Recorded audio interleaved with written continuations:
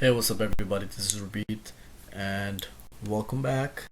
We are going to be summarizing Module 9, Course 2, Real Estate Salesperson Program by Humber. So let's not waste any time and let's get to it.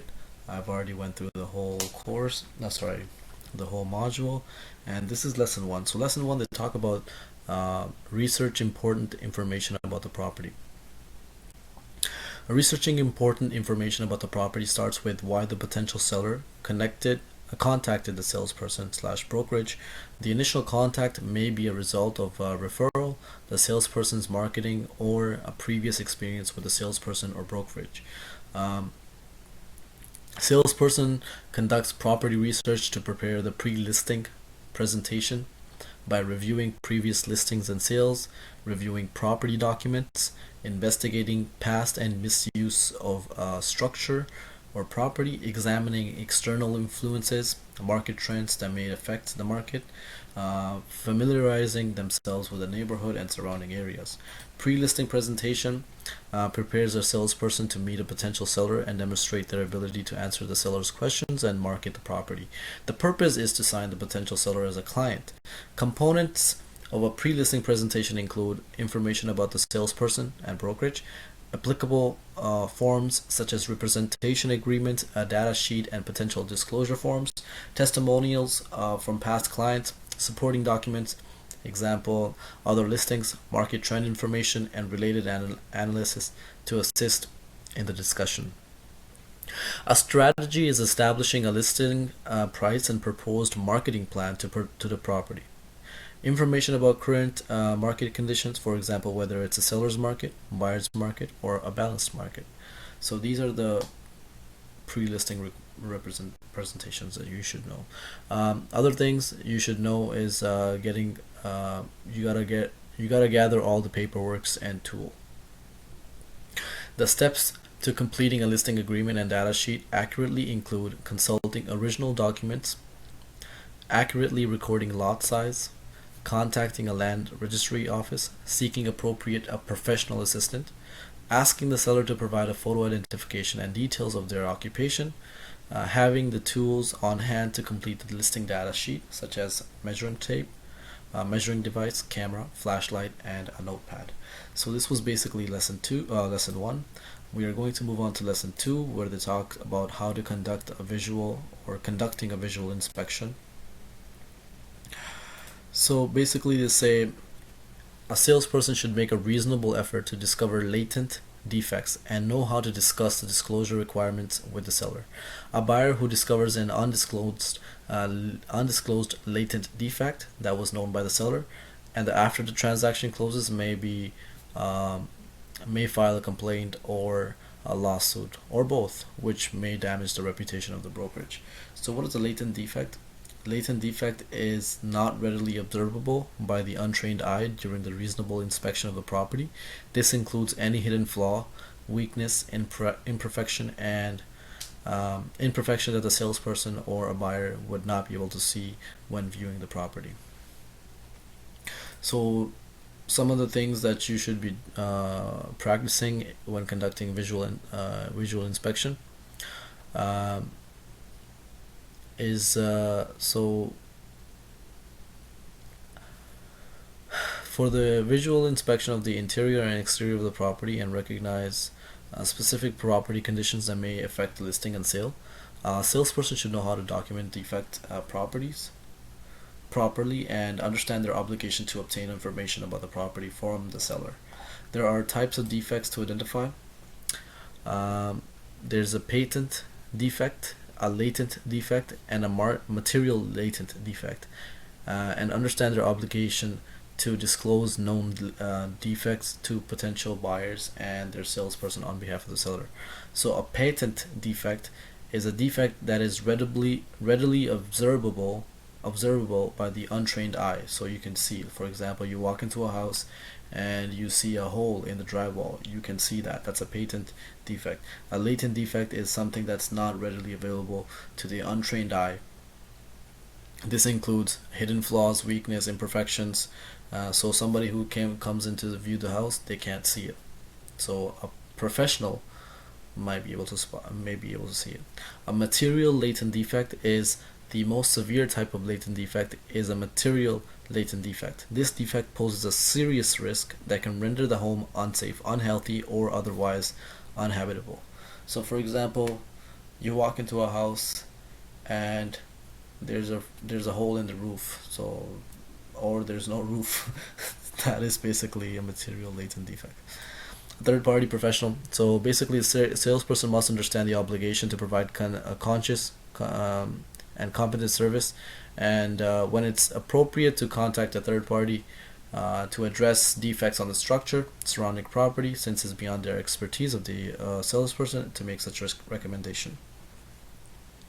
Some things that they should get help from the third party professional are electrical issues, environmental issues, and structural issues.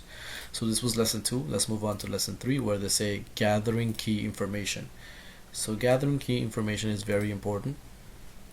When preparing to list a residential property, key information about the property and ask the seller collect key information about the property and ask the seller to provide original documents when they first purchased the property. So you should know, the key information should include who is registered on the title and anyone with a spousal interest in the property, or first right of refusal, mortgage, line of credit, or other debts, obligations registered against the title, land use restrictions, for example, encroachments, easements, and right of way, neighbor disputes, for example, if you have an issue like who's paying for the fence or blah blah blah, who's paying for the well. I think we talked about that in module 8. And property taxes and a notice of assessment, zoning. The salesperson can verify the accuracy of information relating to the property's physical attributes, such as lot size, area of the home, room size. Reviewing source documents should be one of the information. So basically, I'm going to read that again. Salesperson can verify accurate information by reviewing source documents, purchasing a report from GeoWarehouse, obtaining floor plans from the builder, taking their own measurements of the house and anything outside, comparing these measurements to the source documents and other reports. They can verify the accuracy of the information by asking the seller and obtaining source documents if available. So you should also get information about the HVAC system, well or septic system, electrical system, plumbing system, and roof shingles.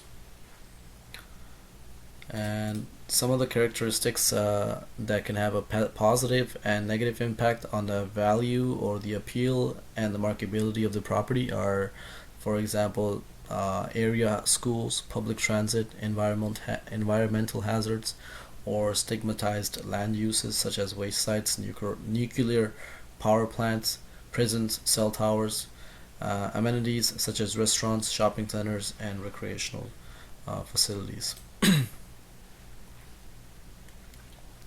So that was lesson 3. Lesson 4 talks about calculate areas and related linear measurements. So although no measuring standards for residential structures exist, this was just a guideline from the Appraisal Institute of Canada, where widely used across Canada. This handbook provides recommendations on how to calculate a livable area. 3 standard measuring devices are available for the salesperson to use: is a laser measuring device, a digital wheel, and a standard tape measure. Each device has its benefits and drawbacks. So AC distinguishes between above grade and below grade living. When calculating total living area of residential property, only above grade areas, above the ground, should be included. Rooms and space located below the grade, below the ground, should not be included in the total living area for the purpose of listing. They can still be measured for marketing purposes, provided a distinction is made between above and below grade. So that's pretty much lesson 4. I don't think it's that important. Lesson 5 is basically recommendations you can make before listing a property. Recommendations for improvements and renovations of a property need to be discussed with the seller before bringing the property to the market. You need to explain to the seller how improvements and renovations, even minor ones, will increase the appeal of the property and attract more buyers. The salesperson should focus on renovations and improvements that bring a higher return on investments, such as windows, doors, interiors and exterior paintings, necessary repairs and upgrades in the kitchens and bathrooms. Home staging techniques that can assist in the marketing of a property. The main focus of the home staging is to make a home attractive to potential buyers so it sells quickly and the seller receives a good offer. You should recommend to the seller staging techniques designed to increase the appeal of the both interior and exterior of the house. Interior staging techniques include decluttering the home, making necessary repairs, cleaning thoroughly, painting if necessary, depersonalizing the home by removing any personal items and memorabilia.